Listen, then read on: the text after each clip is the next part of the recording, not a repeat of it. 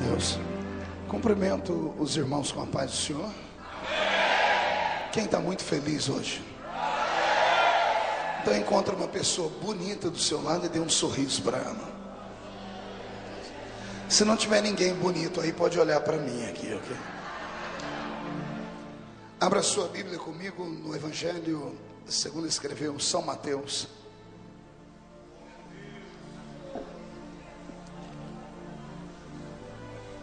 Mateus capítulo de número 11. E aconteceu que, acabando Jesus de dar instruções aos seus 12 discípulos, partiu dali a ensinar e a pregar nas cidades deles.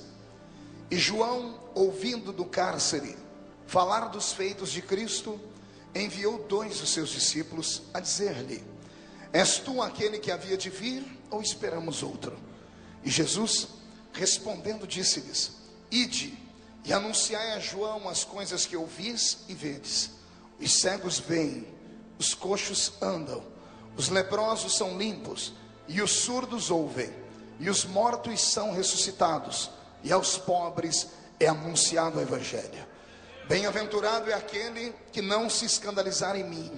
E partindo eles, começou Jesus a dizer às turbas a respeito de João: Que fostes ver no deserto? Uma cana agitada pelo vento? Sim, que fostes ver? Um homem ricamente vestido? Os que trajam ricamente estão nas casas dos reis.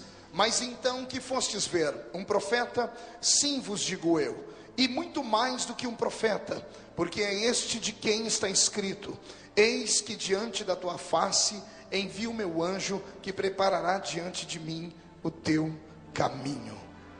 Em verdade vos digo que entre os que de mulher têm nascido, não apareceu alguém maior do que João. Todavia, aquele que é o menor no reino dos céus é maior do que ele. Feche a Bíblia, coloque no banco, pegue na mão da pessoa mais perfumada do seu lado. Se puder atravessar essa faixa de gás aqui, ó. Isso. Aperte a mão da pessoa com carinho até ela falar aleluia. Pentecostal que não faz barulho está com defeito de fabricação, não?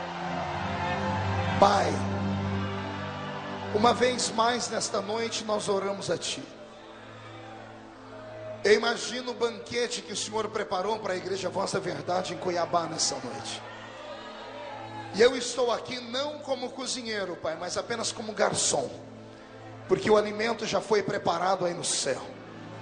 Eu tenho certeza que a comida desta noite foi fervida em azeite, e este azeite vai dar sustância ao seu povo. Na medida em que eu estiver pregando, o Senhor tem liberdade de curar, batizar com o Espírito Santo e salvar as vidas.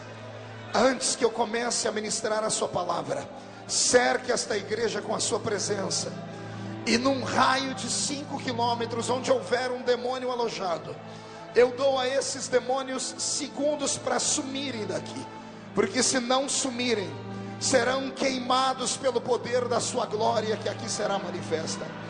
Abre as comportas do céu sobre esta igreja, e mande do céu para a terra uma comitiva de anjos, que estes anjos desçam trazendo brasas de fogo nas mãos. Comecem a esparramar estas brasas entre nós, e onde houver um crente cheio do Espírito Santo, pega ele nesta noite, Jesus, e mostra o caminho da verdadeira adoração. Fala conosco, é o que eu te peço, em nome de Jesus. A igreja diz amém. Os que podem, tomem o seu assento aplaudindo a Jesus, porque Ele é bom.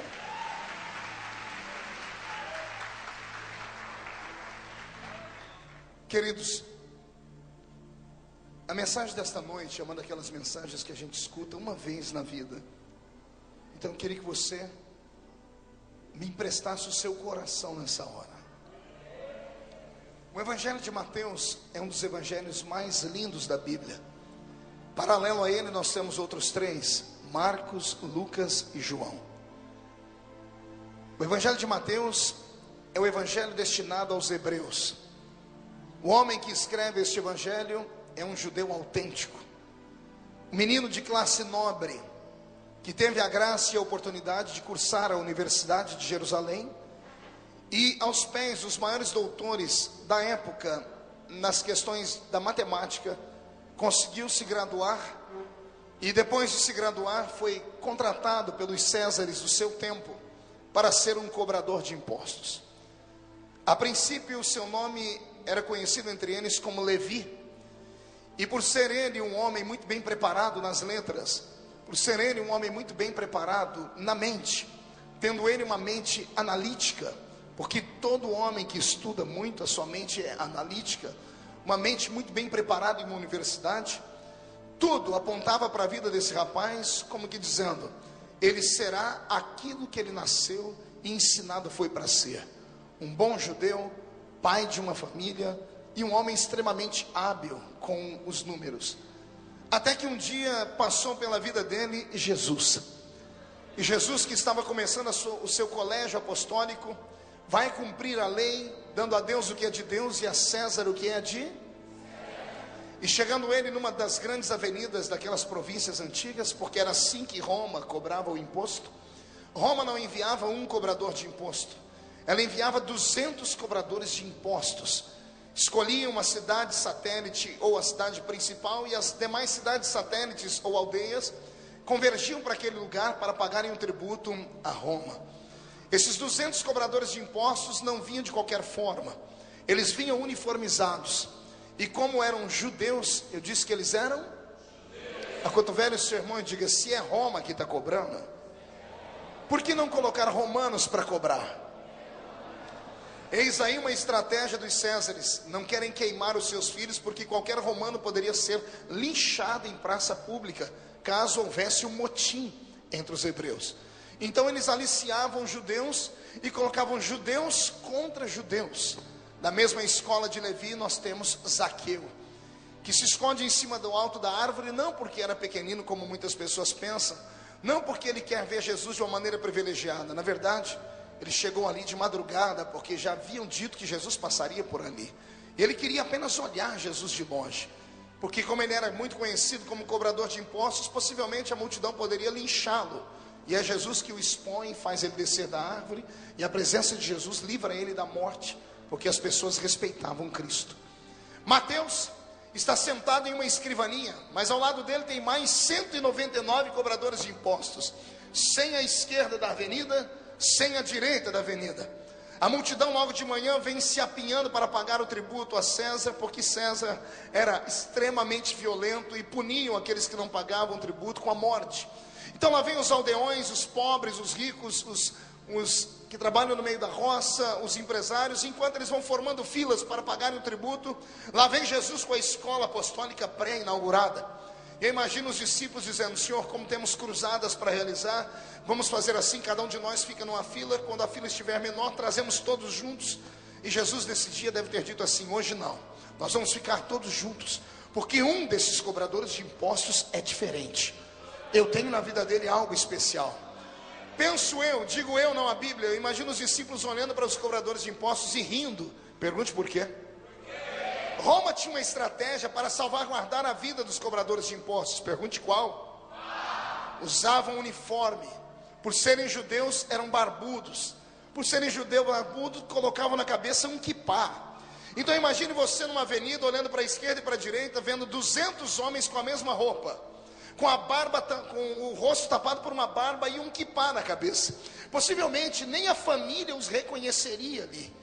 Isso era uma estratégia para guardar a integridade física daquelas pessoas, e quando eles fossem embora daquela província, ninguém sonhasse quem eram eles. E de repente Jesus vai passando, não sei se pelo primeiro, pelo segundo, terceiro, não sei qual o número dos cobradores de impostos. Eu sei que ele bate o olho em um e diz, é aqui que eu vou pagar o tributo, e os discípulos estão com ele. O homem que está sentado lá na escrivaninha atrás dela, não está sozinho. Há um guarda, da guarda pretoriana ao lado dele, com espada, escudo e todo o armamento bélico de Roma, exatamente para impedir o motim e guardar a vida do cobrador de impostos. E agora o homem que está cobrando impostos ele tem agilidade e tem pressa, porque é uma multidão que tem que pagar impostos. Ele mal olha nos olhos da pessoa, ele só pergunta nome, marca num papel, recebe o tributo, devolve o troco e dá um recibo. Quando chega a vez de Jesus ser atendido, e com ele o seu colégio apostólico, esse homem que está sentado atrás da escrivaninha não olha nos olhos dele. Está ali, pega um nanquim, pega um papiro e pergunta: seu nome? E ele: Yeshua. Yeshua do quê? Yeshua Hamashia. Qual é o nome da sua mãe? Maria. E o nome do seu pai? Eu imagino um silêncio. Eu perguntei o nome do seu pai, cidadão. Eu imagino Jesus dizendo: eu sei, mas eu estou aqui pensando qual o nome dos meus pais eu te dou. Se o nome do meu pai celeste, se o nome do meu pai da terra. Isso já começa a dar um nó na cabeça do cobrador de impostos. Ele deve ter pensado: é mais um louco hebreu. E Jesus dá logo o nome do pai dele: Yosef. Pode colocar o nome do meu pai, Yosef. Qual é a sua profissão? Carpinteiro. E o seu colégio aí, que foi cobrado, que foi vendido? Quais os móveis que vocês fizeram? Quanto você tem que pagar de tributo? Tudo isso muito rápido. Jesus libera os dinares, paga. Esse homem anota, pega o tronco, devolve com o recibo, olha nos olhos dele pela primeira vez e diz: Shalom Adonai. Próximo da fila. Jesus pega o tributo, pega o recibo, dobra, vai virando as costas, e de costas para ele diz: Levi, me segue. O Levi que está aqui atrás da escrivaninha tem um susto. O soldado que está do lado dele já fica em posição de guerra, porque o nome do levita, ou o nome do cobrador de impostos foi declarado. Eu imagino o Levi colocando a mão no peito. Pergunte por quê? Procurando um crachá, não tem nada com o nome dele. Ele olhando a mesa, vê que por um momento ele deixou alguma coisa escrita com o nome dele. E quando ele percebe que não tem o nome dele, ele nunca viu aquele barbudo nazareno. O nazareno está se distanciando. Levi tem uma mente analítica, e todo ser humano que tem uma mente analítica, ele não leva indagações para casa, ele questiona. E então ele para e grita: Ei, Nazareno, como é que você sabe o meu nome? Imagina Jesus de cá olhando, dizendo assim: filho, eu sei muito mais que o seu nome. Eu conheço o seu passado. Eu sei o seu presente. E posso mudar a trajetória do seu futuro. Então deixa tudo, vem e segue-me.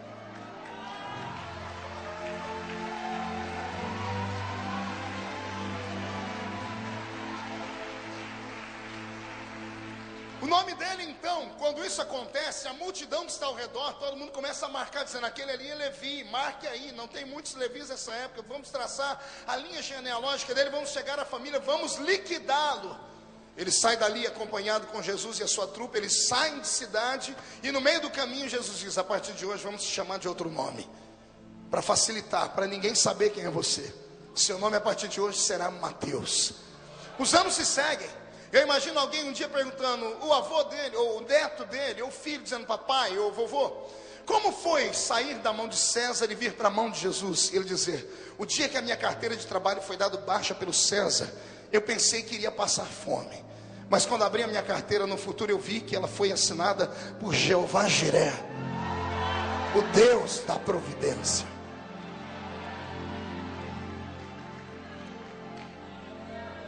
É esse Mateus que narra a história que eu vou contar agora. E a história que ele narra tinha tudo para ser uma história com um final terrível, triste e negro. Embora ela provoque tensão naqueles que a leem com propriedade, com minúcias, porque alguns passam a leitura muito rápido e não percebem o que está acontecendo. Imagine João atrás das grades. Porque a Bíblia começa no capítulo 11 dizendo: estando João no cárcere. Estava João aonde? Não ouvi direito. Acotovele o seu irmão e diga: preste atenção. O que é que um cárcere é capaz de fazer na vida de um homem de Deus? Respire fundo, porque nós vamos decolar a partir de agora. Eu não estou falando de um homem comum preso atrás das grades. Eu estou falando do maior homem nascido de mulher. E quem disse isso não foi um Zé Mané da vida. Quem disse isso foi o próprio Cristo. Jesus disse: entre os nascidos de mulher não tem ninguém igual a esse moço aí. A vida de João, ela é cerceada por mistérios e milagres. João não é comum, ele é de longe diferente de todos os seres humanos nascidos no planeta Terra. Pergunte por quê. Nós tivemos há poucos dias atrás na minha igreja um encontro profético. E Jesus batizou uma criança de 3 anos com o Espírito Santo. Imagine a alegria da igreja ver uma criancinha de 3 anos orar em língua estranha e pular e sapatear, e com pureza e lágrimas nos olhos. Isso impactou a igreja. Mas nem esse ato, que para mim foi algo inusitado e a primeira vez que eu havia visto, é maior do que a história de João. Porque João está no ventre da mãe dele ainda. E a mãe dele era prima de uma tal Maria, que era de Nazaré. A mãe dele estava grávida alguns meses à frente da sua prima Maria. E Maria, quando descobre que Isabel está grávida, sai da sua terra e vai visitar Isabel. E como você sabe, mulher quando se encontra, 3 beijinhos e um abraço. Enquanto está só os beijinhos, tudo bem. Mas quando Maria abraça Isabel, a barriga de Maria, que também estava com uma semente, encosta na barriga de Isabel, que também está com uma semente. As duas estão gestantes. E quando a barriga de Maria encosta na barriga de Isabel, a Bíblia diz: o menino que estava na barriga de Isabel dá um salto, cheio do Espírito Santo. Me sobe um arrepio no corpo. Uma coisa é você saber que uma criança saiu do ventre da mãe dela, está crescendo, está descobrindo as coisas, e ela foi cheia do Espírito Santo. Mas esse João aqui foi cheio do Espírito Santo no ventre da mãe dele. Ele não era um bebê estabelecido e formado, ele estava em processo de formação, e as entranhas dele foram modificadas. Deus cobriu cada célula do corpo desse homem com a presença do Espírito Santo. Acotovele o seu irmão e diga: João não era normal. A vida dele, o nascimento dele é envolto em mais mistérios do que a gente pensa. O pai dele foi visitado por um anjo. E quando o pai dele quis não crer, a Bíblia diz que o anjo disse a ele: você vai ficar mudo até o dia do nascimento do seu filho. Durante 9 meses o pai não conseguia falar com ninguém. Zacarias não conseguia abrir a boca para nada. O nome desse menino, quem escolheu não foi o pai, não foi a mãe. O nome dele veio direto do céu. Deus soprou na vida dele. O nome dele sou eu quem dou. Porque ele não nasce porque homem quer. Ele nasce porque eu quero que ele nasça.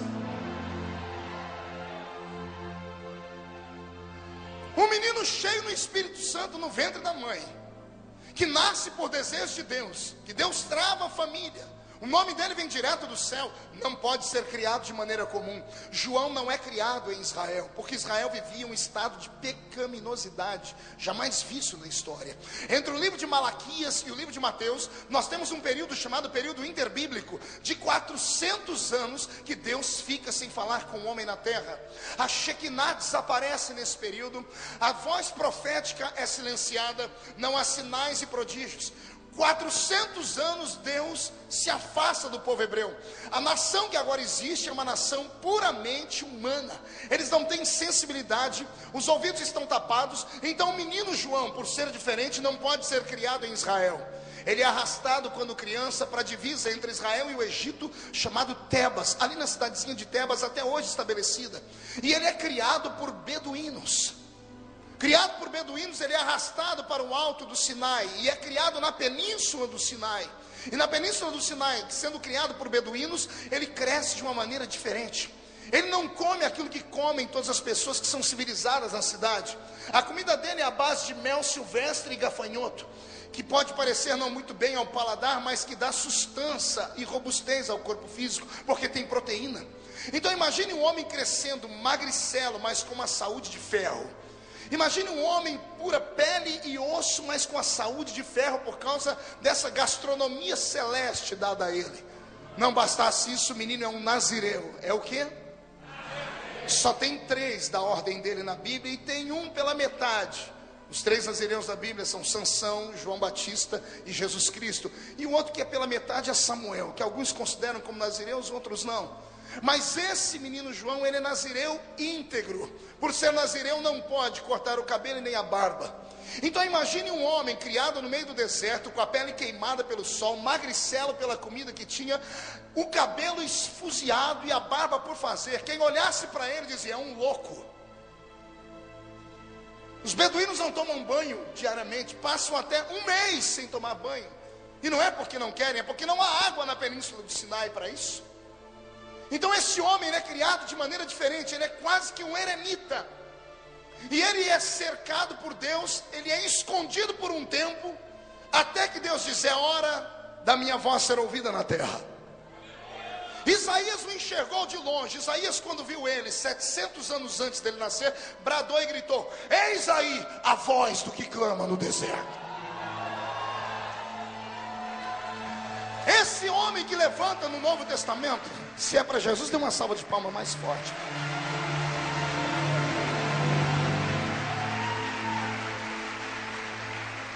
Esse homem que aparece no cenário de Israel agora do nada, além de vir com a cabeleira desgrenhada, a barba por fazer, magricelo, pele queimada, um semblante hostil, não há nenhum tipo de humor na vida dele.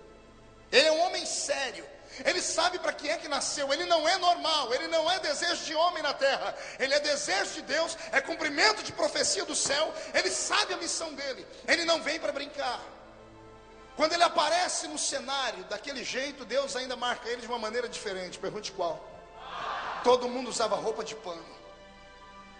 Lá vem ele vestido com uma roupa feita do pelo do camelo. Não é da pele do camelo, como muita gente diz e lê errado. Porque nenhum ser humano suportaria usar uma roupa feita pela pele de um dromedário, que é o animal que mais suporta calor no meio do deserto. A roupa dele foi feita do pelo do camelo. Feita do quê? Enquanto o velho seu irmão diga: você conhece mais alguém que usou uma roupa dessa ou não?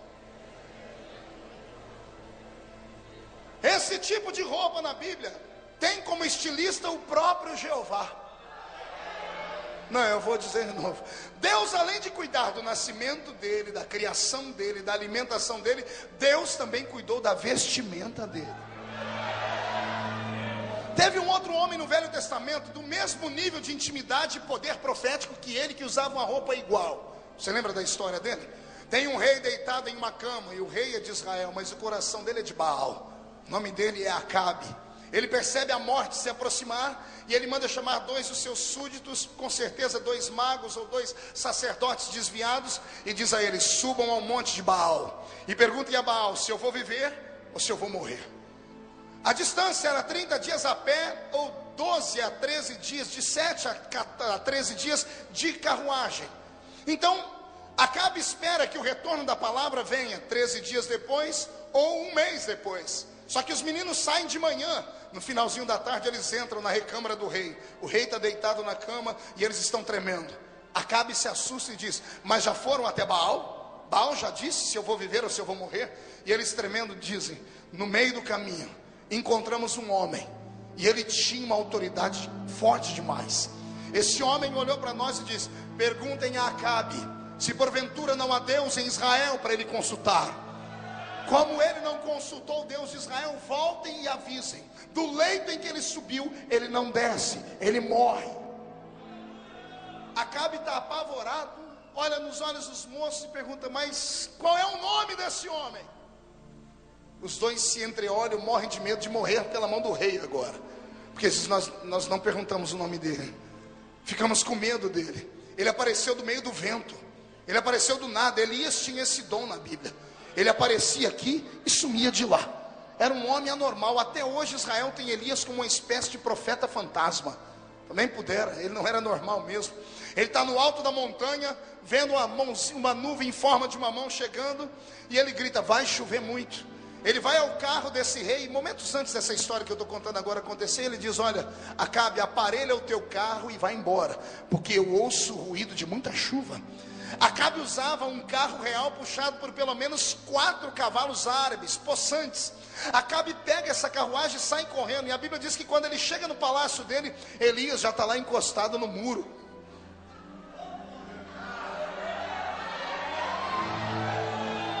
Tem gente que é diferente, vou fazer o quê?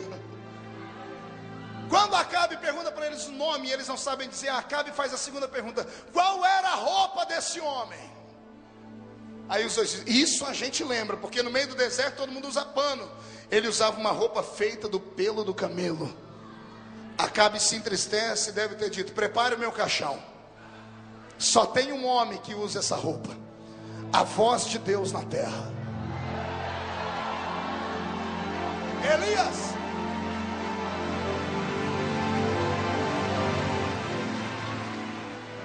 Quando João aparece no cenário de Israel, quando ele entra em Jerusalém, com aquela roupa feita do pelo do camelo, Os mais velhos que contavam as histórias de pai para filho, e isso sucessivamente, se lembravam que só havia um homem na Bíblia, ou na história daquele povo, que usava uma roupa como aquela, era Elias. Alguns pensaram até que João era a encarnação de Elias. E então passaram a ouvir o que ele falava, e o que ele falava fazia sentido.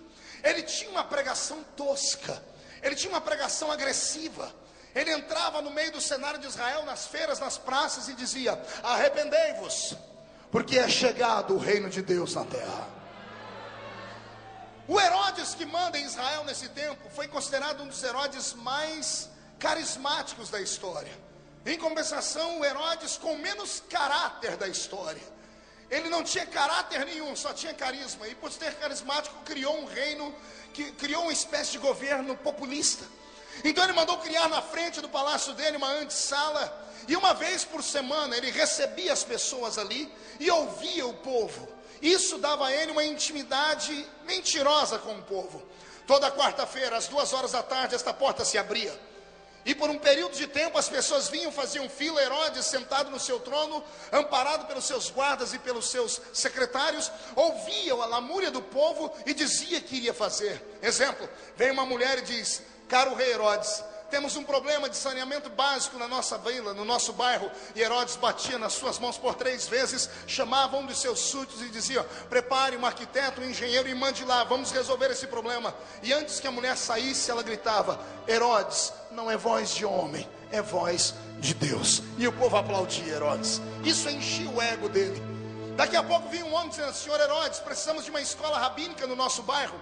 Os nossos filhos não conhecem muito bem a história, porque falta colegiado para nós. E Herodes por 3 vezes batia nas mãos e gritava: por favor, mandem construir uma escola naquele lugar, porque eu estou dando a ordem, o decreto. A multidão que estava ali, apinhada para ouvir o rei, gritava: não é voz de homem, é voz de Deus. E isso insuflava o ego de Herodes. Até que numa bela quarta-feira, no meio daquela fila, tinha um cidadão esquisito, cabelo desgrenhado e barba por fazer, cara de louco, cientista maluco.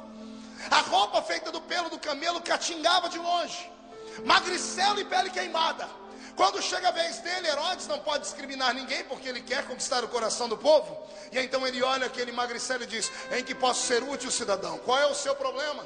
A história diz que João levantava aquele dedo magricelo dele e ereto, apontava no nariz de Herodes e dizia: o problema não é meu, é seu. A mulher que está do seu lado aí agora, te fazendo um cafuné, não é sua, é mulher do seu irmão. Herodias não é tua mulher. Você está em adultério e está trazendo a maldição de Deus sobre esta terra. Arrepende-te, Herodes, ou Deus punirá este tempo, porque com Deus ninguém brinca.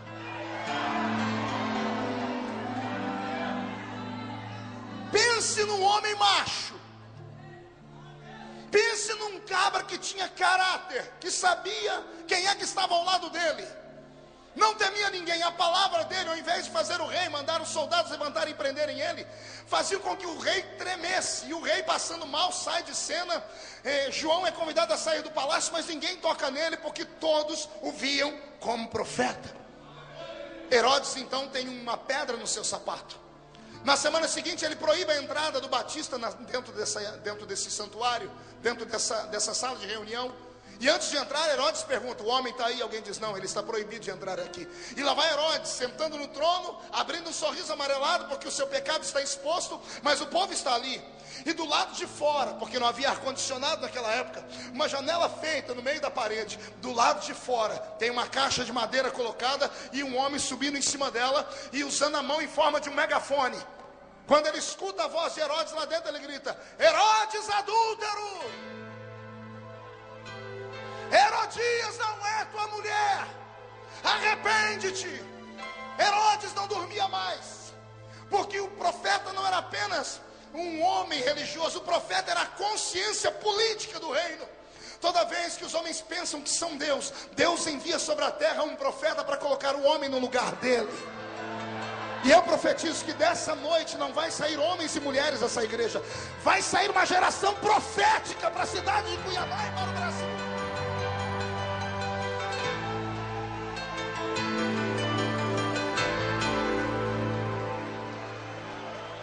Herodes proíbe João de se aproximar do palácio. E João começa a fazer suas reuniões na frente do palácio, a 100 metros de distância, porque não tem quem pare o coração de um profeta. O profeta sabe que podem até matá-lo, mas não podem matar as profecias que saem dos seus lábios. Até que João é proibido de entrar em Jerusalém. Ele é proibido de entrar onde?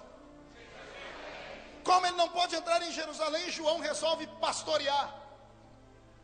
E o missionário, profeta, vira pastor. E ele funda uma igreja bem na margem do Rio Jordão. E ele começa a pregar ali. E um belo dia, numa quarta-feira, Herodes, todo almofadinho, perguntando aos seus súditos: estou bem para receber o povo. O senhor está lindo, Herodes.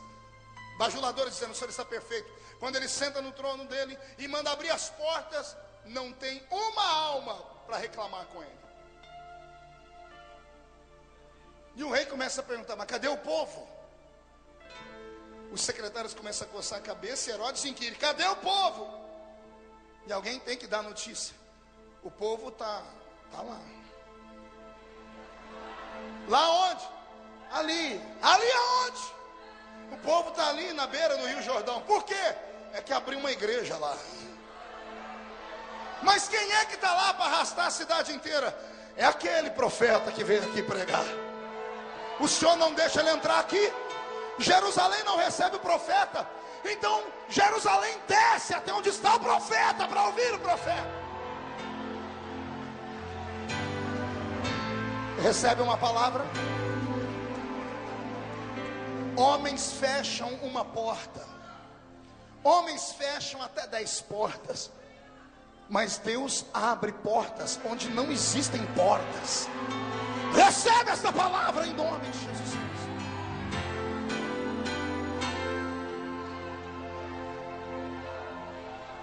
A igreja de João cresce. E João agora começa a ser conhecido não como profeta.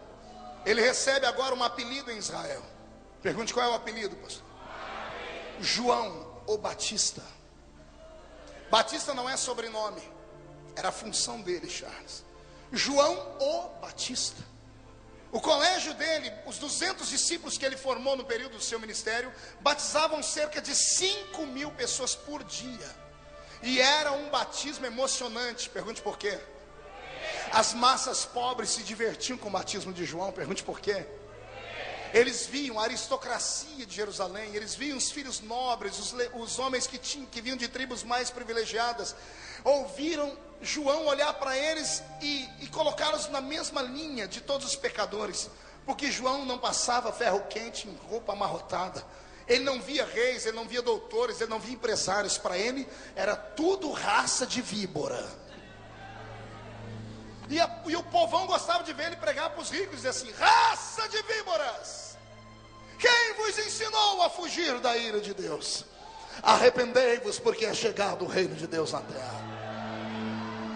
E todo mundo para João era o quê? Víbora. Era o quê? E uma víbora é uma cobra. Então todo dia João batizava as cobras de Israel. E o povo ficava ali só para ver. Eu imagino o povo gritando: dá-lhe, João! Que cobra é essa? E João dizia: vem cá, sua cascavel. Tibum, vai embora. Vem cá, sua urutu cruzeiro. E o povo: dá-lhe, João. Tibum, vai embora. Vem cá, sua caninana. Tibum, vai embora. O povo: dá-lhe, João. Vem cá, naja. Tibum, vai embora. O povo: quem é essa outra cobra, João? Até um dia, quando ele estende a mão e ele vai chamar uma cobra, a boca dele trava. Ele treme.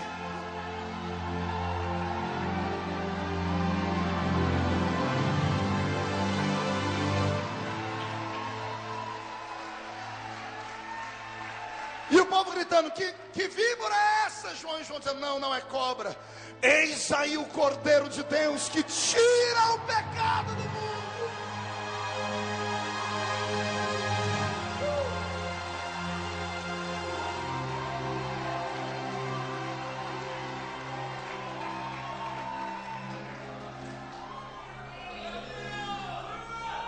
Quando João vê Jesus descendo, pela primeira vez, João, o Batista, sai das águas e a multidão se cala. A murmuração é natural. O povo está perguntando: quem é esse?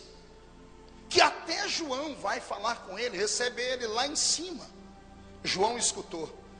E a declaração de João acabou até hoje com o moral dos irmãos batistas tradicionais. Eu tenho pena quando eu cito isso, porque os batistas tradicionais, aqueles que não gostam do carisma nem do mover do Espírito Santo, ficam aperreados com João. João vai sofrer na mão deles o céu, porque João é o único batista da Bíblia. E quando ele vai sair, olha o que o batista fala: esse é o homem que eu falei para vocês. Eu batizo com água para arrependimento, mas ele vos batizará com o Espírito Santo e com fogo. Eu não tenho culpa. Perdoa aí se você é batista, está assistindo essa pregação. É por isso que você precisa se renovar. Segue o primeiro batista da Bíblia, você vai se dar bem. Recebe o fogo de Jeová sobre a sua história, João, quando pega na mão de Jesus, ele vem descendo, e ele não está só escoltando, ele está negociando com Jesus. Pergunte o quê? Ele está dizendo: o senhor não pode dar uma palhinha e me batizar? E Jesus diz: não, João, para que se cumpra a lei, você me batiza. Mas eu lhe batizar? E Jesus dizendo: sim, você. Na mente de Jesus já estava a marca da lápide de João escrita: o maior homem nascido entre mulher. Pegou o meu Cristo, o homem mais puro do mundo, e batizou ele nas águas. Quando João levanta Jesus tremendo, quando Jesus está tirando a água do rosto, o céu se abre. Lá vem o Espírito Santo em forma corpórea de uma pomba e pousa em cima de Jesus. A massa humana que ali está e João perdem o fôlego. Não bastasse isso, enquanto o Espírito Santo pousa sobre Jesus, Jesus fica cheio do Espírito Santo. Lucas diz que Jesus ficou cheio do Espírito Santo. Não bastasse isso, Deus vem dar o golpe de misericórdia. O céu permanece aberto, e lá do céu vem a doce voz do meu Deus dizendo: eis aí o meu filho amado, em quem me compraste.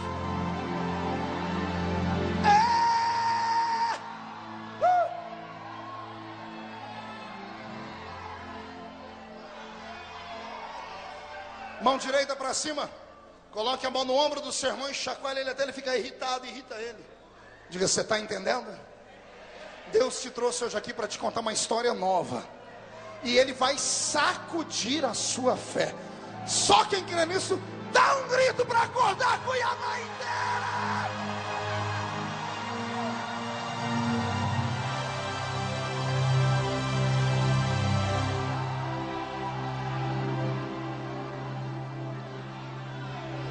Quem não trouxe lenço, prepara a manga da camisa ou a ponta da gravata. Nós vamos receber um batismo de quebrantamento daqui para frente. Eu tenho uma pergunta para seguir com o raciocínio desse sermão. Eu contei toda essa história, fiz toda essa encenação, para você sentir o peso do ministério desse homem, para você sentir o peso da chamada dele, visto que hoje o dia é dos pastores. Isso aqui é uma mensagem de Deus direto para o coração dos líderes.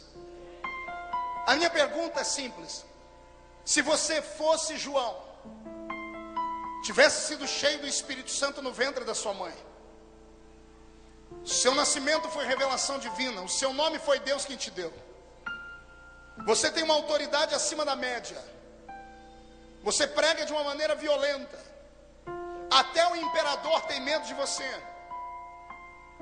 Quando você batiza, as massas vêm te ouvir.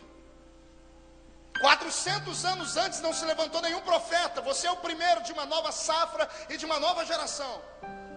Você tem o privilégio de ver Jesus e não vê-lo como homem, vê-lo como Cordeiro de Deus, que seria expiado por nossos pecados e morto no alto da cruz. Você tem a graça de tocar nele e batizá-lo. Ao tirá-lo da água, você vê, você não tem um vislumbre invisível, você não está em transe, você vê a olho nu o Espírito Santo descer sobre ele. Você ouve a voz de Deus dizer: é o meu filho. A pergunta que eu faço: você teria dúvidas de que ele era o Messias? Sim ou não? Pergunte para o seu irmão. Vamos nos politizar aqui, pergunte a ele: o que você acha? Lembre tudo que eu falei. Fala aí, o homem era diferente. Você viu o Espírito Santo, você ouviu a voz de Deus. Alguém teria dúvida de que Jesus era o Messias? Sim ou não? Não ouvi sim ou não? Então me explique. Porque o homem do capítulo 11 do livro de Mateus, trancado atrás das grades, quando recebe a visita de 2 discípulos, porque só sobrou 2, ele teve 200, enquanto o ministério era próspero, enquanto ele era famoso em Israel, enquanto havia uma espécie de proteção divina, uma áurea ao redor dele, enquanto Herodes temia-o, enquanto ele era novidade, uma multidão seguia. Agora ele está preso atrás das grades, numa masmorra, e quem vem visitá-lo é apenas 2.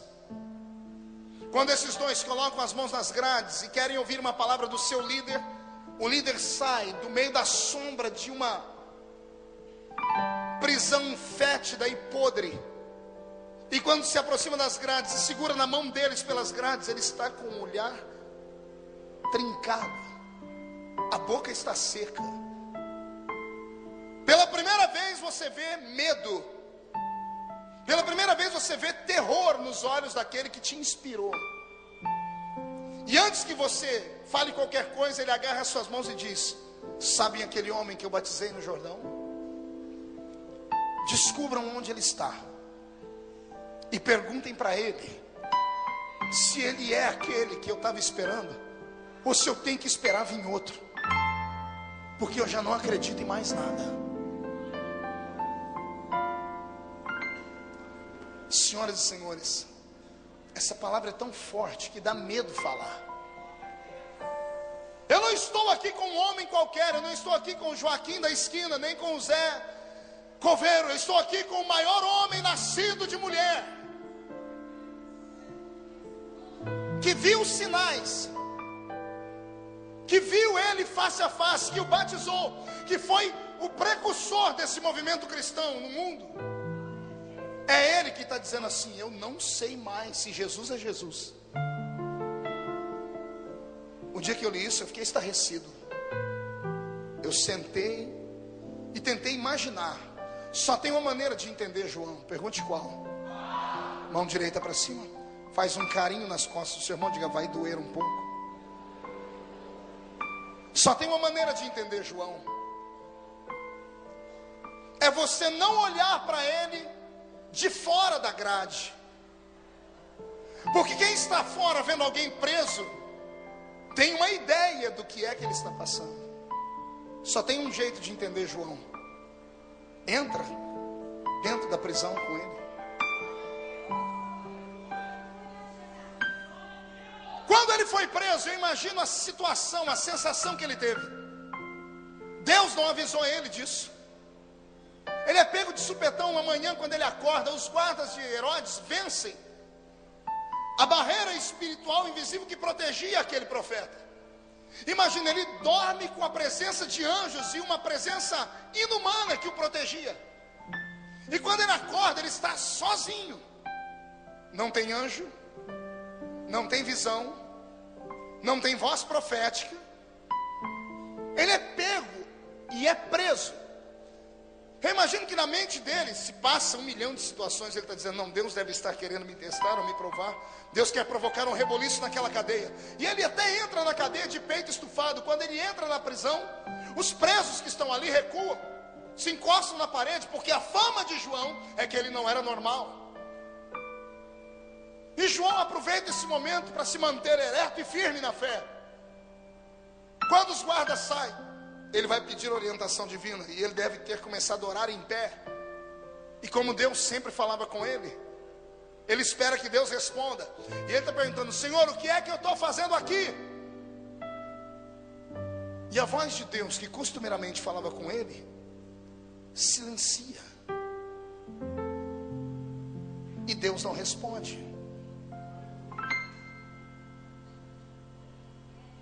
É a primeira vez em toda a vida ministerial que Deus não fala com ele. Passa o segundo dia, O terceiro, e o corpo dele começa a sentir a fraqueza humana e o medo. João começa a perceber que ele não é aquilo que ele pensava que era. Ele começa a sentir a fragilidade de todos os mortais. Os presos que estavam ali com medo dele, em respeito, começam a dizer: ele não é tudo isso não. O respeito vai embora. O moral do profeta vai embora. Ele que orava em pé, agora está de joelho num canto da masmorra gritando. Todos os presos escutam o grito dele. E o grito dele devia ser assim: Deus, o que é que o Senhor quer comigo aqui? Lá do céu Deus faz assim, ó. Psss.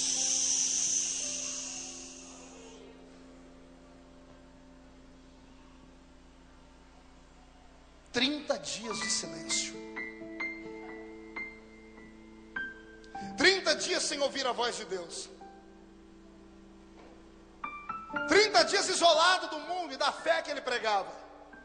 Foi o suficiente para o maior homem nascido de mulher desacreditar que Deus é Deus.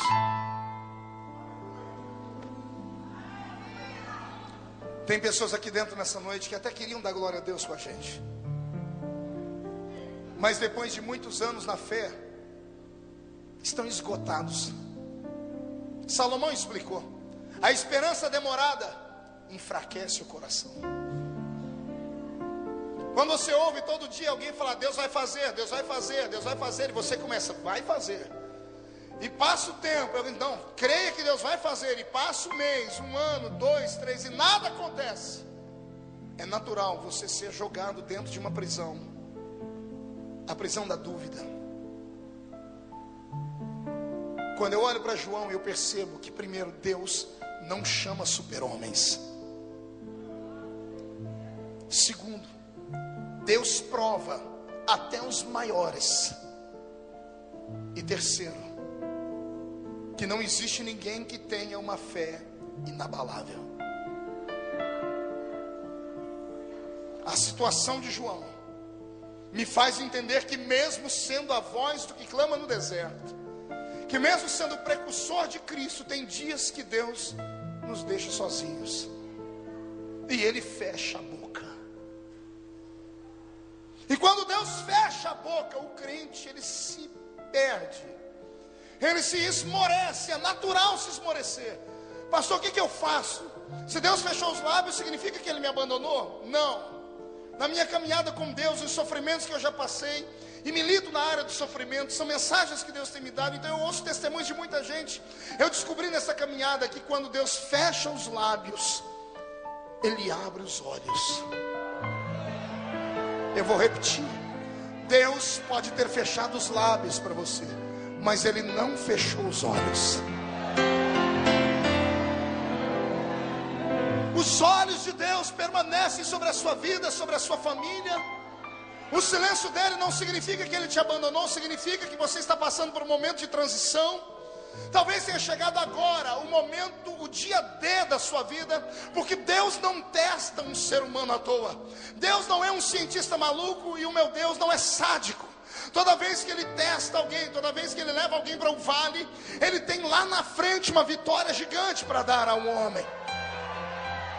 Eu li a Bíblia mais de 30 vezes, de capa a capa, e eu procurei na Bíblia um versículo assim: o crente nunca vai passar pelo vale da sombra da morte, mas eu não encontrei. Eu encontrei um outro: quando passares pelo vale da sombra da morte, a minha presença passa contigo lá. A mensagem desta noite não é para os crentes firmes da Igreja Voz da Verdade. A mensagem dessa noite não é para essa geração forte, inabalável daqui de Cuiabá. A mensagem dessa noite é para esses profetas que estão cansados. É para esses homens e mulheres que gastaram a sua vida no reino, e quando esperavam poder descansar ou desfrutar de uma espécie de aposentadoria espiritual, viram o seu mundo desabar. É para você que quando estava caminhando num caminho certinho com Deus, de repente você se deu de cara com um precipício e toda a vida desmoronou. Tem pessoas que não podem adorar a Deus aqui conosco, porque essa semana receberam a notícia do médico: não tem cura a sua doença. Outros viram o seu sonho ser roubado. Outros perderam a estrutura familiar. E isso não é fácil, porque nós crentes somos treinados e preparados só para coisas boas. Entramos no culto e todo mundo no culto diz de superação, de motivação. É o louvor que diz que Deus vai restituir, é a palavra que diz que Deus vai dar, é nós falando onde o pé nosso colocado, Deus os dará por herança. E nós ouvimos somente coisas boas, e isso tem que acontecer. Eu fui ensinado desde criança nas faculdades de teologia que toda vez que eu termino de pregar, eu tenho que despedir o povo da igreja, fazendo eles ter vontade de voltar no dia seguinte, ou eles não terem nem vontade de ir embora. Sou treinado para isso, porque eu sou um profeta da fé. Eu não posso deixar você sair daqui do jeito que você entrou, mas eu não tenho respostas para todas as suas perguntas. E se você me perguntar agora, pastor, por que é que Deus está me testando? Eu não vou poder te dizer nada. Eu só tenho uma palavra de Deus para você. Deus continua no controle da sua vida, mesmo você estando no meio do vale. O vale não é para te sepultar. Esta montanha que caiu em cima de você não vai te matar. Aguenta o tranco. Quem viver, verá. Se não conseguir vir para a igreja andando, venha se arrastando. Se não conseguir vir se arrastando, liga para alguém te trazer, mas vem. Entra aqui dentro caído, mas entra aqui dentro. Porque na força desta palavra, você vai voltar para casa hoje, voando nas asas da adoração. Acredita!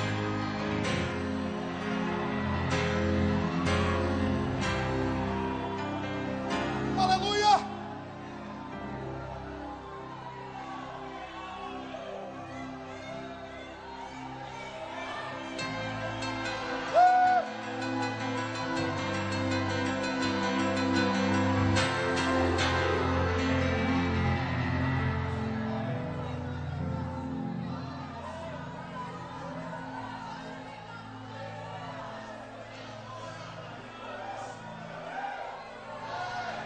Nenhum profeta está imune à calúnia.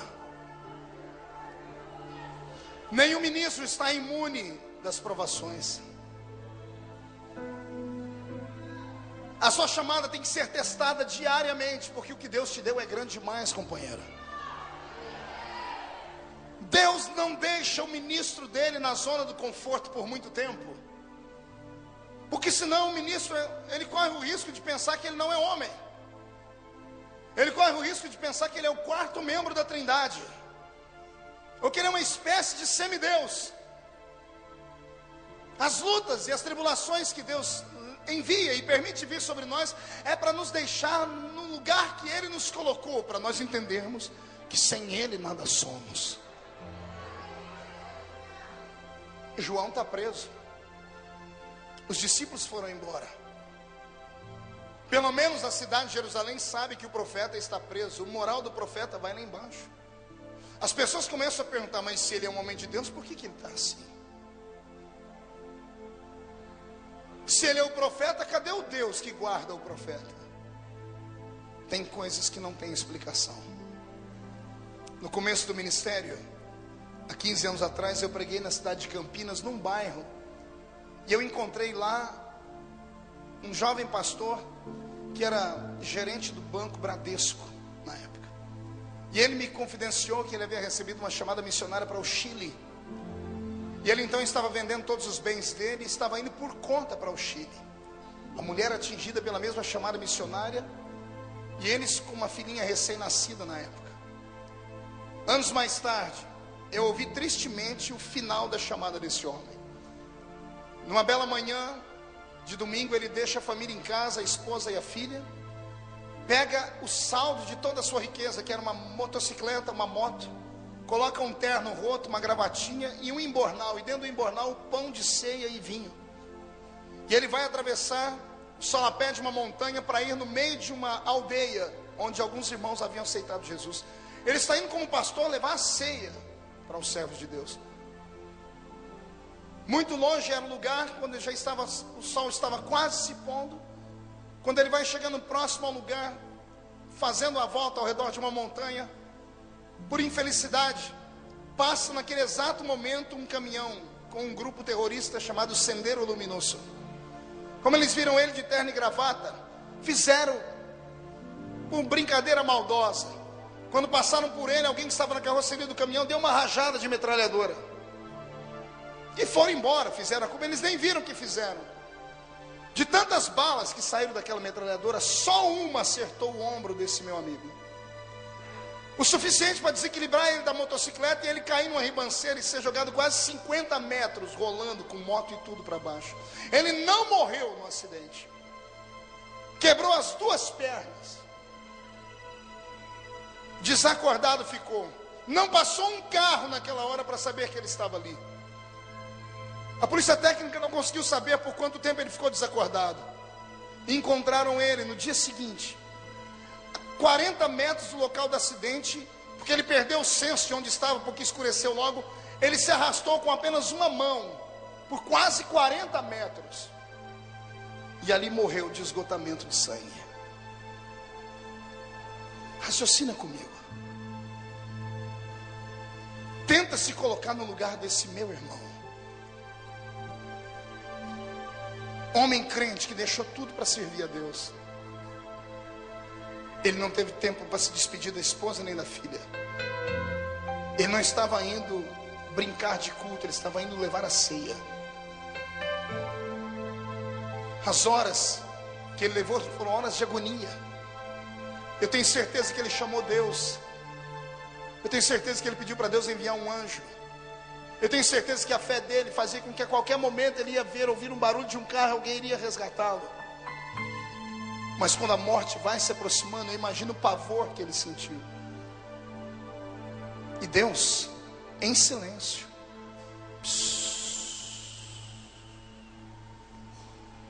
por que sofre o justo? Não sei. É trágica a história, mas ela não acaba aí. No dia seguinte, alguém vai e dá notícia para a mulher que ficou com a filha. E a mulher é obrigada a contar para a filha onde estava o pai. Porque a menina começa a perguntar: cadê o pai, mãe? E a mãe dizendo: foi morar com Jesus. E a menina perguntando: por que ele não se despediu de mim, mamãe? E a mãe tendo que aguentar com um nó na garganta, porque alguém tem que ser forte nessa hora. Você não está imune do sofrimento. Ser crente não significa que você é de aço. E ser pastor não significa que você é um semideus. Servir a Deus quando tudo está bem na vida é muito fácil. Adorar a Deus quando todo mundo nos aplaude, quando assovia o nosso nome, quando os holofotes e as luzes da ribalta estão sobre nós, é muito fácil e cômodo. Quero ver você adorar a Deus agora, quando está tudo despencando. Quero ver você olhar pela fresta do céu, porque o céu está de bronze, tentar achar uma brechinha e gritar assim: eu sei em quem eu tenho crido. Eu quero ver você sentir o calor da fornalha no rosto, e os seus inimigos te empurrando para dentro dela, e você sabendo que tem um jeito de aplacar a ira, é só cair de joelho e se dobrar. Mas você arrumar a fé onde não tem, indo para o meio da fornalha e gritando ainda: o meu Deus pode me livrar dessa fornalha. Mas ela vai aquecendo cada vez mais, e mesmo assim você dá um nó na garganta e gritar: mas nem que ele não apague o fogo, eu jamais vou negá-lo, porque ele continua sendo Deus.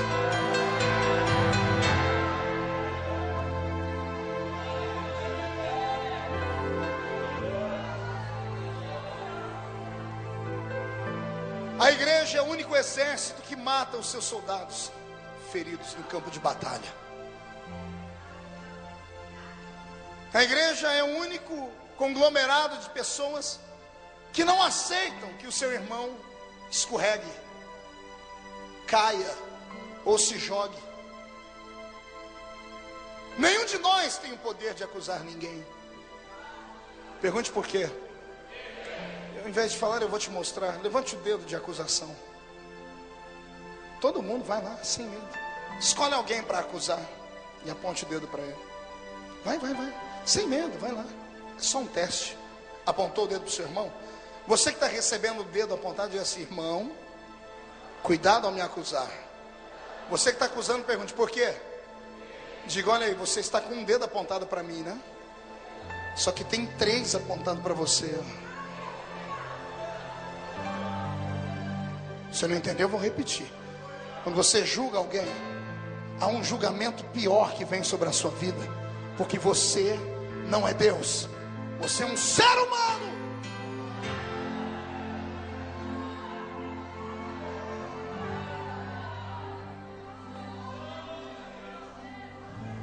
Só quem já foi caluniado sabe o que significa passar pelo vento e pelo vale, porque a calúnia não tem o que você fazer com ela.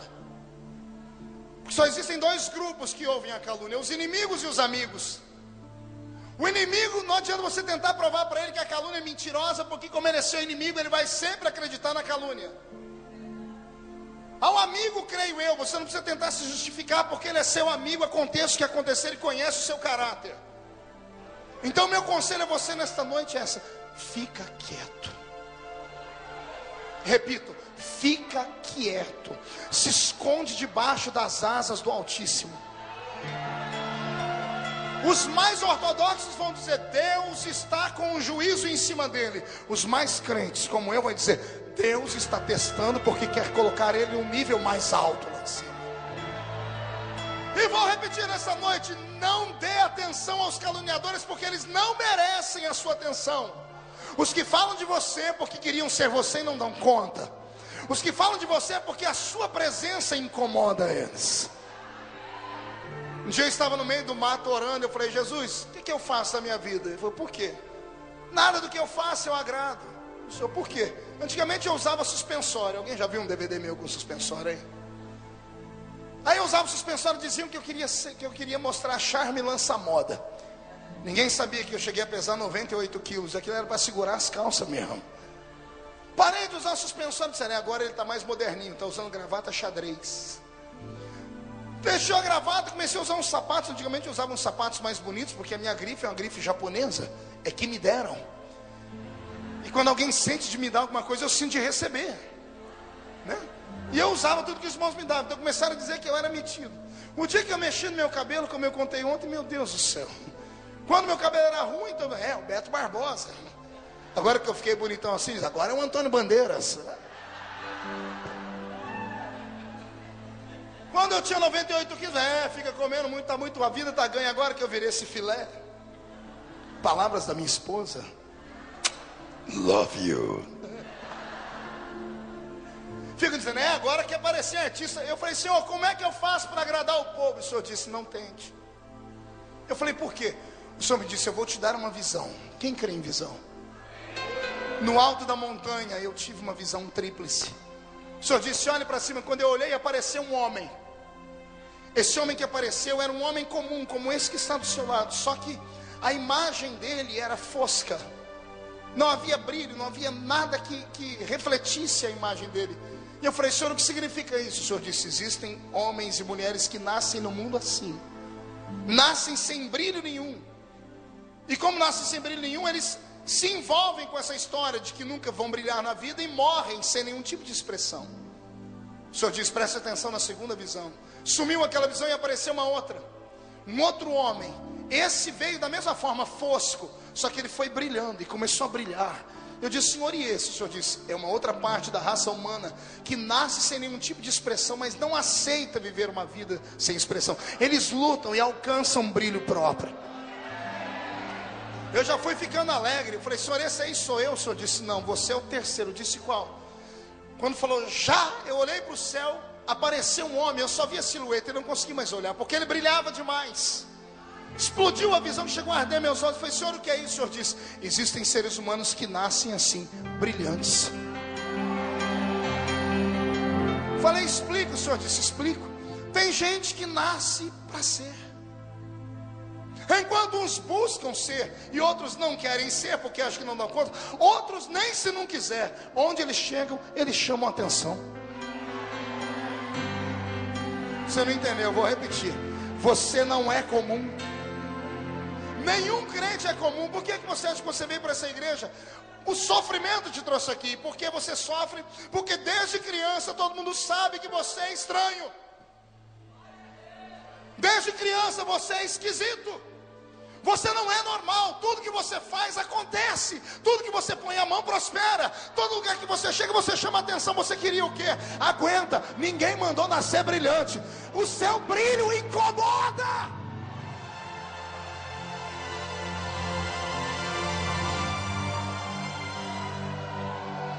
Quer ouvir o meu pensamento? Eu estava sendo entrevistado num programa nos Estados Unidos de TV, e alguém me disse: como é que o senhor se sente sendo tão novo, pregando tanto? Tem vídeo seu no YouTube com mais de 1 milhão de visitas, tem mais de 212 comunidades feitas para mim nesse tal de Orkut.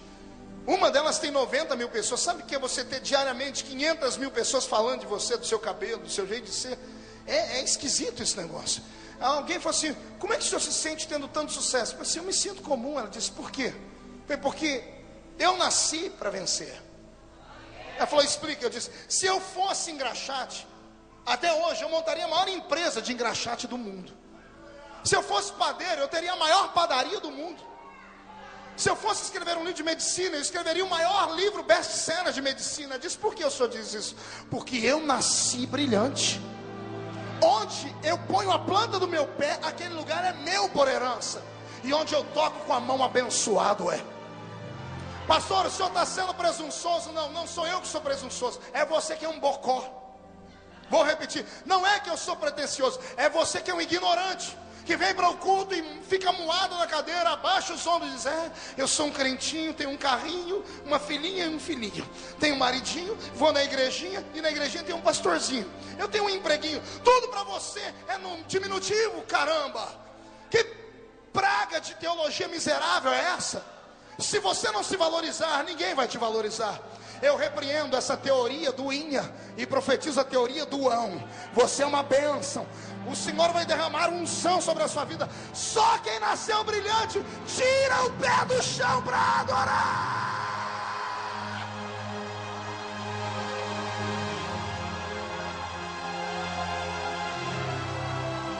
Reage. Reage.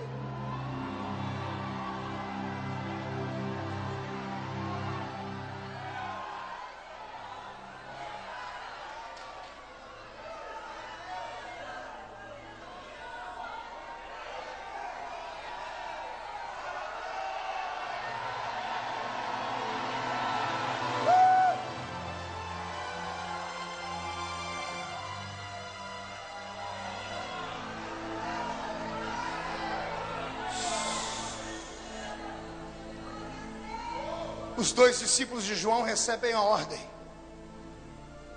Imagine os dois andando pelas ruas, Brito,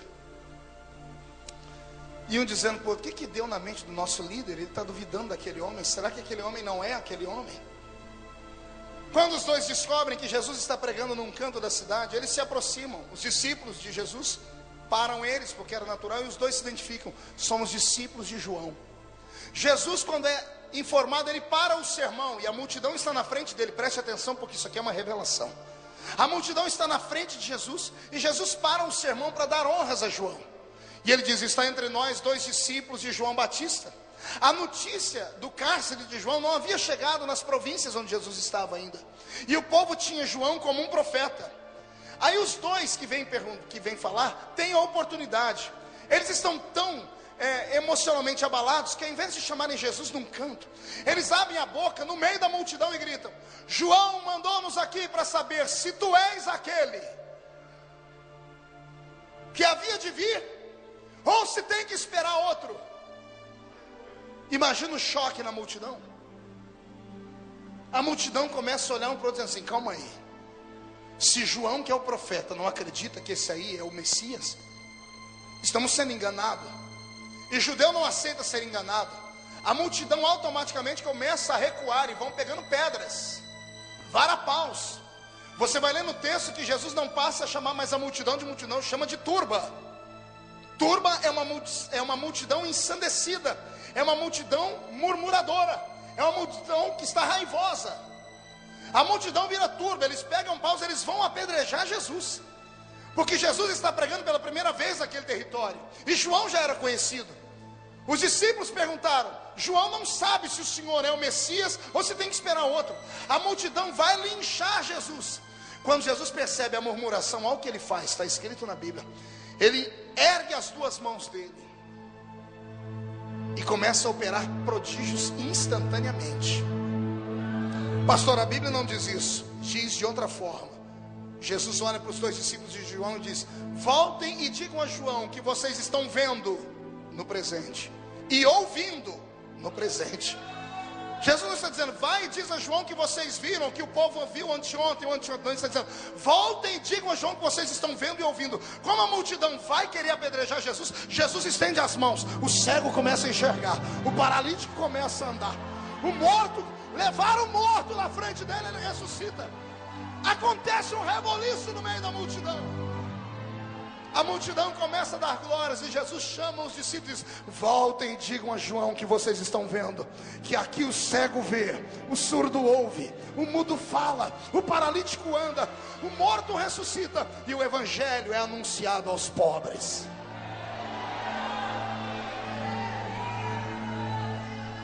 Olhe para mim.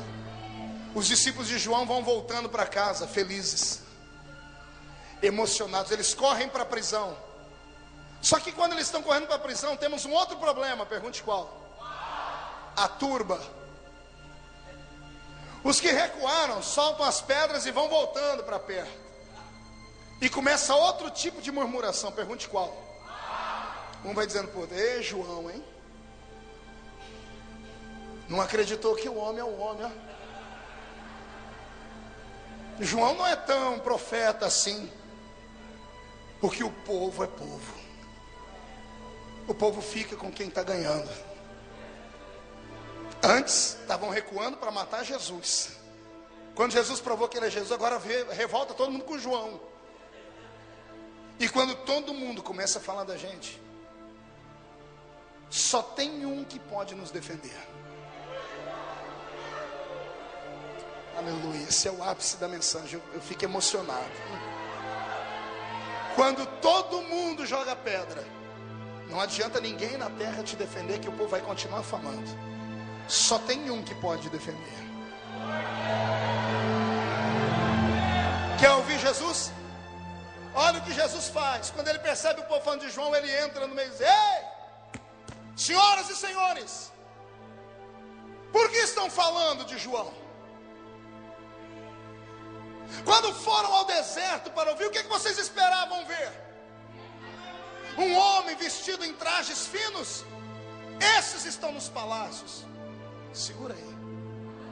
Aí Jesus disse, quando foram no deserto ver, vocês só viram uma imagem, um caniço agitado pelo vento. Não entendeu? Eu vou explicar. Jesus está dizendo sobre a estrutura de João. Vocês foram procurar um homem perfeito, né? Mas João é só um caniço do deserto. O caniço do deserto é muito parecido com o nosso bambu tropical aqui do Brasil. Já viu bambu? Já viu uma toceira de bambu? Quando o vento bate sobre ele, ele assovia, ele faz barulho, porque ele não aceita aquele vendaval. Ele grita, ele reage contra. Mas quando o vento é forte demais, a toceira encosta no chão. E quem passa de longe diz, quebrou tudo, acabou. Mas quando o vento passa, a toceira de pé de novo.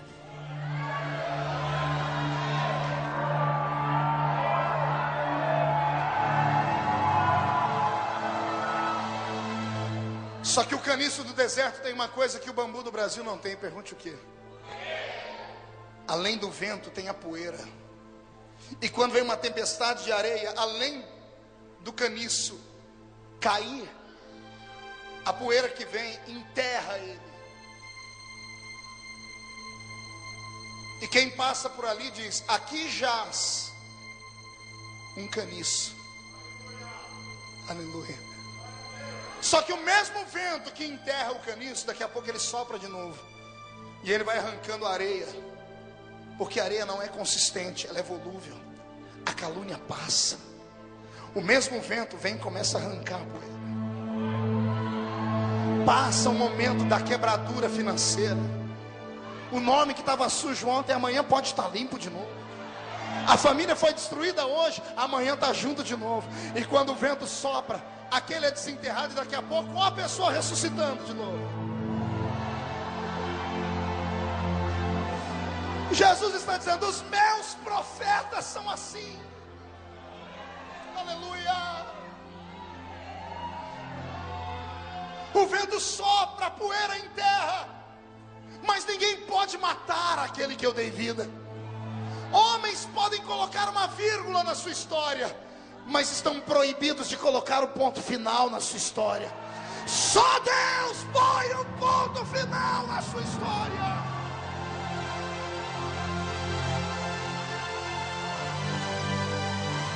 Mão direita ao céu. Faz um carinho de novo nas costas do seu irmão e diga: vai passar. Diga: vai terminar a luta. Aguenta. Segura. Vai passar. Um dia mandaram para mim uma fita, na época era um VHS, do maior pugilista vivo até hoje americano, Muhammad Ali. E um amigo mandou para mim e disse: assista e veja se você descobre a estrutura de Muhammad Ali. Ele é um boxeador diferente dos outros. Está lá ele lá, peso pesado, ele forte, negro parrudo. As lutas dele são estranhas, porque a luta de boxe é uma luta técnica. Tem o tempo certo, tem a maneira certa de você soltar o seu jab. Mas Muhammad Ali inova o boxe. Ele fica no ringue, enquanto o oponente dele está estudando ele, se movendo de maneira técnica, ele começa a dançar no palco. E vai para cá e vai para lá, ele deixa os oponentes dele louco, porque ninguém nunca tinha feito isso. Porque o boxe é uma luta técnica. Foi ele que criou esse negócio de dar murro na cabeça. Quem já viu o pugilista fazer assim? Abre a boca e dá murro na cabeça. Todo mundo achava que ele era pirado, mas isso era uma estratégia para curar uma deficiência que ele tinha. Pergunte qual? A força de Dali não estava no murro. A força dele estava nas pernas. Ele irritava o oponente vinha e descia o braço. Quando ele tomava as pancadas, ele envergava, mas a força na perna não deixava ele cair. Ele voltava e fazia aquelas caretas. Ele debochava do inimigo dele. O inimigo dele, técnico, ia perdendo a paciência com a técnica, e de repente o boxe virava luta de rua. E o camarada que é técnico sabe que ele não pode soltar todos os golpes dele, porque ele vai cansar, é peso pesado. Mas ele irritava tanto os oponentes dele, que o oponente batia, mas descia o braço. Ele não aguentava bater muito, mas pense num homem que aguentava apanhar. Eu assistindo Muhammad Ali, não se escandalize, o Espírito Santo falando comigo. Assim é o crente. Foi como, senhor? Ele não precisa saber bater muito, mas ele tem que saber apanhar. Deixa o seu inimigo irritado, apanha até falar chega, porque vai chegar uma hora que ele não vai ter mais força de te descer o braço. Aí é a sua vez. Aí é a sua vez.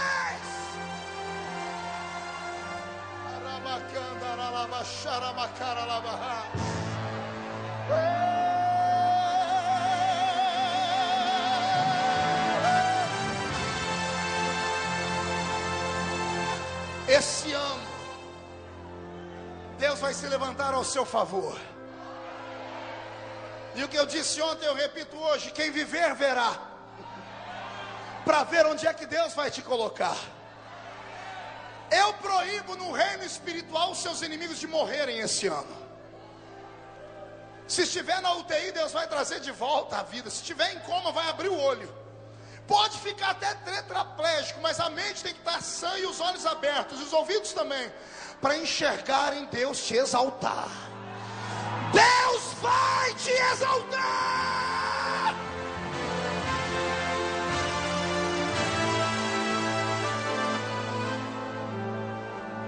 Ei, a nossa vida é uma aventura. A nossa vida é muito parecida com os filmes do Jean-Claude Van Damme. Quem já assistiu Jean-Claude Van Damme aqui? E os que não levantam a mão é tudo hipócrita, bocó. Já foi a época que você não podia assistir televisão, então vou perguntar de novo: quem já assistiu o filme do Jean-Claude Van Damme? Não te dava raiva? Ele é um mocinho, luta tão bem, é tão bonitinho, mas ele apanha do começo ao fim do filme. Que raiva! Dá vontade de entrar dentro da tela e bater no cidadão que está lá dentro. Mas quando falta 5 minutos para acabar o filme, a música, a trilha sonora muda. Ele está caído, está um olho pendurado aqui, 3 dentes caídos ali. Vem flechas na mente dele de todo mundo que bateu nele. E ele vai fechando o punho. E ele cria uma cara feia. E ele com um golpe, ele apanhou o filme inteiro, mas um único golpe ele manda o inimigo para a lona. E ele ainda fica com a mocinha no final. Eu profetizo que Deus te coroará, te colocará no pódio. Olha a minha profecia. A mesma profundidade do vale da humilhação, inverta o contrário, e é o local do monte da exaltação que Deus te colocará. Ninguém será aceito sem antes ser rejeitado. Então aguenta, João. E não é porque você teve um momento de luta, onde todos te abandonaram e a sua fé esmoreceu, que Deus vai deixar de te entender. Jesus sabe que João está duvidando dele, e mesmo assim Jesus diz: entre os nascidos de mulher, aleluia, não tem ninguém igual Batista. Eu encerro esse sermão dizendo a você o seguinte: homens nos julgam por um ato. Faça 99 coisas boas para alguém e você será um santo. Fale com ela uma vez, cometa um ato falho, e você vira demônio da noite para o dia. Acontece isso na igreja. A pessoa tem uma folha de serviço prestado por 30 anos no ministério. Aí ele escorrega aqui, a pessoa vai de herói a palhaço, é expulso, jogado às traças, e o nome da pessoa vira osso para ir na boca de cachorros. Deus não faz isso. Deus é justo. Há uma balança na mão de Deus. Pastor Marcos, mas o senhor está esquecendo, hein, do que? A Bíblia diz que é mister que haja o escândalo, mas ai por meio de quem vem o escândalo. Tudo bem, seu legalista, filho do cão com a pomba gira. Escuta, bocó, aprenda a ler a Bíblia. A Bíblia diz: ai por meio de quem vem o escândalo. E o escândalo vem por meio de quem? Por quem cometeu o erro? Geralmente quem comete o erro, comete em 2 pessoas só, no máximo em 3. E quando chega ao púlpito, o pastor tem o poder de parar aquilo. O problema são aqueles que ouvem e começam a falar, porque esses divulgam. Os fuzileiros são os homens e mulheres linha de frente. Já assistiu filme de guerra? Nunca te passou pela cabeça, por que aqueles ali vão na frente, se sabem que vão morrer? Na mente daqueles soldados, eles não vão morrer nunca. Pergunte por quê. Porque enquanto eles estão na frente como fuzileiros, cada um deles tem uma promessa. Há um soldado artilheiro guardando as costas dele, dando cobertura. Você já assistiu o filme policial? Um policial diz: me dá cobertura aqui. Aquele é o artilheiro. O fuzileiro está em linha de frente. Ele está indo confiando no que está atrás dele. Nossos fuzileiros estão morrendo porque não há mais artilheiros. Junta um grupo de pessoas e a única coisa que sai deles é: você viu quem caiu? Você viu quem tombou? Eu quero viver para ver o dia que eu vou encontrar um grupo de crentes tementes dizerem: você viu quem Deus levantou? Você viu quem Deus restaurou? João, a noite fria do cárcere, João, não é o seu último encontro com Deus. E possa ser que você vá parar com a sua cabeça numa bandeja de prata, profeta. Mas até a cabeça de João numa bandeja de prata me ensina coisas que eu nunca sonhei. Quando eu era menino e lia a Bíblia como um livro comum, eu li essa história e disse: bocó essa Salomé. O rei falou: me pede, eu te dou até metade do meu reino. Ela poderia ter ficado milionária, mas ao invés de pedir a metade do reino, ela pede a cabeça de um profeta na bandeja de prata. Ela era ignorante. O Espírito Santo puxou minha orelha e disse: não, ela era mais sábia do que todo mundo. Eu disse: por quê? E o Senhor me disse: até essa infeliz pagã sabe que a cabeça de um profeta morto vale mais que a metade de um reino de um rei déspota. Cai sobre a sua vida nesta noite a unção profética. Amanhã as ruas onde você mora não vão conhecer mais você como homem, mulher, como crente da igreja. Vão te conhecer como voz de Deus no meio daquele caminho. Eu profetizo que ao sair pelas portas da igreja, no seu caminho vai ficar um rastro de assassinatos de demônios. Eu profetizo que os seus pés vão pisar sobre Zé Pilintra, Zé Pilantra, Chucaveira, Tranca-Rua, Preto Velho, Nega Velha. Eu profetizo a falência dos terreiros de macumba do estado do Mato Grosso. Eu profetizo a falência de todas as feitiçarias indígenas. Eu profetizo a quebra das maldições hereditárias. E profetizo que onde a planta do seu pé pisar, será santificado aquele lugar. E onde a sua mão tocar, será abençoado aquele lugar. Só quem crê nisso, fique de pé e dê um grito de glória.